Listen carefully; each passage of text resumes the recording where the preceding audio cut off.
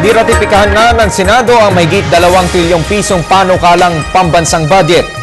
Inaasahan namang malalagdaan na ito ng Pangulo bago mag-Disyembre 20. Ang detalye sa ulat ni Bianca Piedad.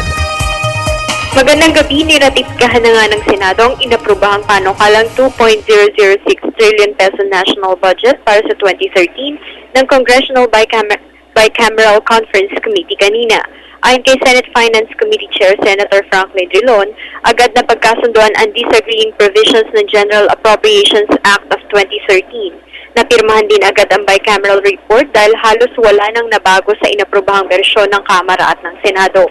Ang nasabing budget ay mas mataas ng 10% sa national budget ngayong 2012 na 1.816 trillion pesos lamang. Ang top 10 agency sa budget ngayong taon ay ang DepEd na una sa list pinakamalaking pondo na 293.33 billion pesos mula sa 238.8 billion sa 2012. Sumunod dito ang DPWH na may 152.4 billion pesos, DND na may 121.6, DILG kasama na ang PNP na may 121.12, DA na may 74.1, DOH na may 56.8, na bukod pa dito ang nasa 23 billion pesos earmarking na madadagdag sa ahensya oras na maisabatas ang sin tax bill.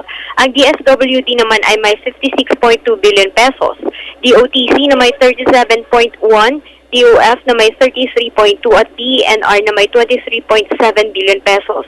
Inaasang bago ang December 20 ay mapipirma na ito ng Pangulo upang maging ganap na batas.